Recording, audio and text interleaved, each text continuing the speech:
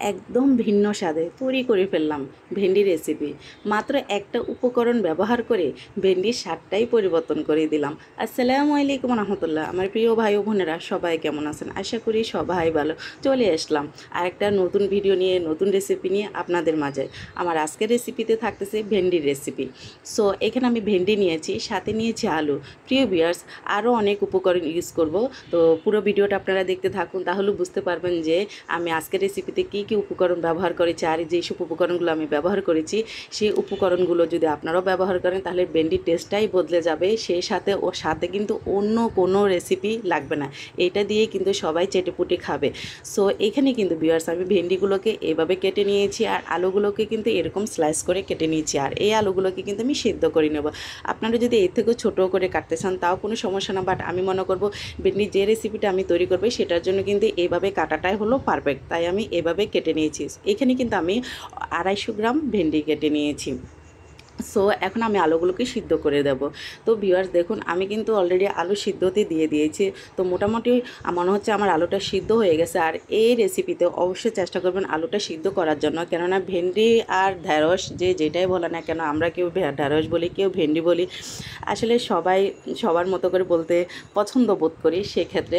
So এই জন্য কি মানে আলুগুলোকে সিদ্ধ করে নিলে তাহলে কি ভেন্ডিটা যখন ভাজা করবো সেক্ষেত্রে আলুটা মানে শক্ত থাকবে না, আলু আর ভেন্ডি দুটাই কিন্তু পারফেক্ট থাকবে, নরমই থাকবে।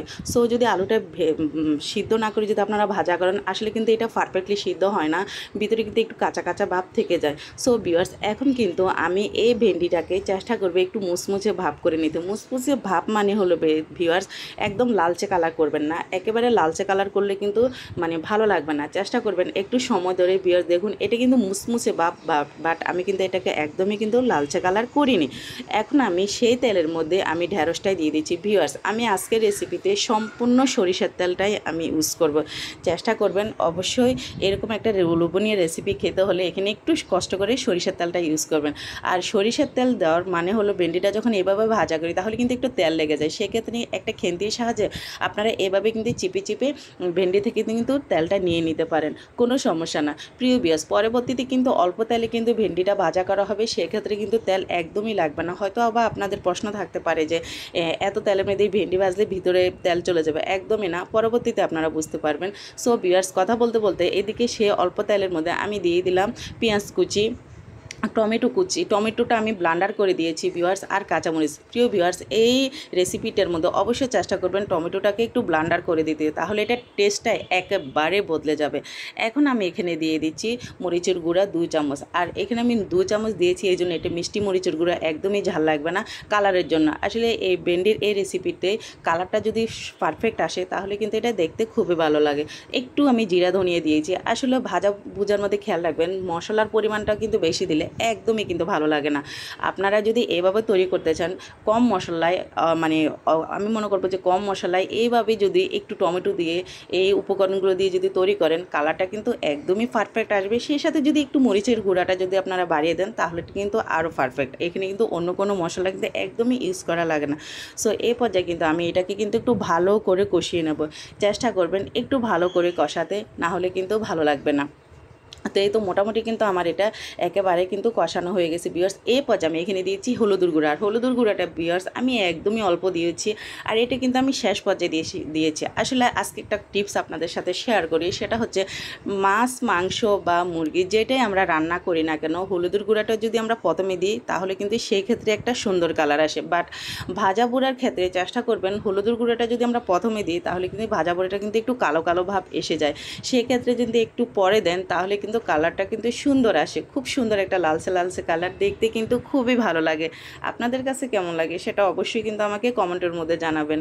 আর প্রিয় ভিউয়ার্স, এখনও পর্যন্ত যারা যারা আমার প্রিয় আপু এবং বোনেরা আমার ভিডিওটা দেখতেছো অবশ্যই লাইক দিয়ে ভিডিওটা কন্টিনিউ করবে। আর যারা আজকে আমার ভিডিওতে নতুন অবশ্যই চ্যানেলটাকে সাবস্ক্রাইব করে আমার পাশে থাকবে। আর এখানে দিয়ে দিলাম আমি স্বাদ মতো লবণ। লবণটা আসলে প্রত্যেকের রুচি মতোই কিন্তু দেওয়া উচিত, সেক্ষেত্রে আমি আমার মতোই দিলাম, কেননা টেস্টের উপর নির্ভর করে কিন্তু লবণ দেওয়া। অতিরিক্ত লবণ দিলে আসলে ভালো লাগে না, সেক্ষেত্রে চেষ্টা করবেন লবণের পরিমাণটা কিন্তু হাতে রেখেই দিতে। সো মোটামুটি কিন্তু আমি কিন্তু এগুলোকে কিন্তু খুব ভালো করে কিন্তু আমি কষে নিয়েছি। এখন আমি এখানে দিয়ে দিচ্ছি ঢেঁড়স ভাজাটা মাশাল্লাহ এটা কিন্তু খুব পারফেক্টলি কিন্তু ভাজা হয়েছে। এই মুহূর্তের জন্য কিন্তু এটা আসলে আর বেশি কিন্তু নাড়াচাড়া মানে করা লাগে না আসলে, কেননা অল্প সময়ের মধ্যে কিন্তু এই রেসিপিটা হয়ে যাবে, যেহেতু আমি আগে থেকে ঢেঁড়সটাকে খুব সুন্দরভাবে কিন্তু ভেজে নিয়েছি। আর এই তো এই পর্যায়ে আমি মশলার সাথে কিন্তু আলু আর ঢেঁড়সগুলোকে কিন্তু খুব ভালোভাবে কিন্তু নেড়েচেড়ে দিচ্ছি। চেষ্টা করবেন একটু সময় ধরে কিন্তু ভালো করে নেড়েচেড়ে দিচ্ছে। তো দেখুন ভিউয়ার্স, এখানে কিন্তু অলরেডি এখনও তরকারিটা কিন্তু একেবারে হয়নি, কিন্তু মাশাল্লাহ কালারটা কিন্তু খুবই সুন্দর লাগতেছে। এক কথায় বললাম না যে কিছু কিছু টিপস যদি আমরা একটু ফলো করি তাহলে কিন্তু আমাদের রান্নার কালারটা কিন্তু আসলে পারফেক্ট আসে, খেতেও কিন্তু আসলে ভালো লাগে। তো এই পর্যায়ে কিন্তু আমি কিন্তু এটাকে এখন একটু কিছুক্ষণ সময়ের জন্য আমি কষিয়ে নেব, আর চেষ্টা করবেন একটু সময় ধরে কষাতে। আর এই পর্যায়ে প্রিয় ভিউয়ার্স, চুলার আঁচটা কিন্তু একদমই হাই হিটে দিবেন না, বিশেষ করে যারা নতুন রাঁধুনি তাদের উদ্দেশ্যে বলবো যে মানে চুলার আঁচটা কিন্তু একেবারে হাই হিটে দেওয়া যাবে না, এটাকে কিন্তু মাঝারি আঁচে দিয়ে কিন্তু এই রেসিপিটা তৈরি করতে হবে। তাহলে কিন্তু এটা পুড়ে যাবে না, তিতা তিতা ভাব আসবে না, পারফেক্টলি কিন্তু একটা সুন্দর একটা কালার আসবে। সো এই তো আমি কথা বলতে বলতে কিন্তু অনেকটাই কিন্তু আমার নাড়াচাড়া হয়ে গেছে। আর টমেটোটা আসলে ব্লান্ডার করে দেওয়াতে কিন্তু ভিউয়ার্স মানে কালারটা কিন্তু ফুটেছে, খুব সুন্দর একটা কালার ফুটেছে।